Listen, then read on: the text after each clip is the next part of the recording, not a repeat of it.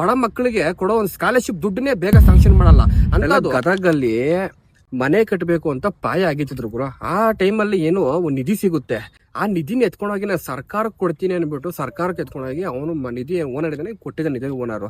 ಇವಾಗ ಸರ್ಕಾರದವ್ರು ಏನ್ ಮಾಡಿದ್ದಾರೆ, ಏನೋ ಆ ಜಾಗಕ್ಕ ಅಂದ್ರೆ ನಿಧಿ ಎಲ್ಲಿ ಸಿಕ್ಕಾಯ್ತೋ ಆ ಜಾಗಕ್ಕೆ ಯಾರು ಹೋಗ್ಬಾರ್ದು ಅಂತ ನಿಷೇಧ ಮಾಡಿದ್ದಾರೆ. ಇವಾಗ ಅದ್ರಲ್ಲಿ ನಿಷೇಧ ಮಾಡಿದ್ಮೇಲೆ ಇವಾಗ ಅವ್ರಿಗೆ ಬುದ್ಧಿ ಬಂದೈತೆ, ಓ ನಿಧಿ ಇಷ್ಟು ನಮ್ದು ರೇಟ್ ಇರುತ್ತಾ, ಈ ತರ ಒಂದು ವ್ಯಾಲ್ಯೂ ಇರುತ್ತಾ ಅಂತ ಇವಾಗ ಬುದ್ಧಿ ಬಂದು ಈ ತರ ಮಾಡಿದ್ದಾರೆ.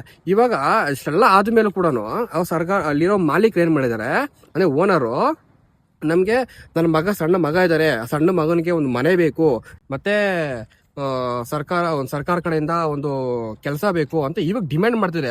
ನನಗೊಂದೇ ಯಾಕೆ ಈ ಜನಕ್ಕೆ ಅರ್ಥ ಆಗ್ತಿಲ್ಲ ಈ ಜನಗಳಿಗೆ ಅಂತ.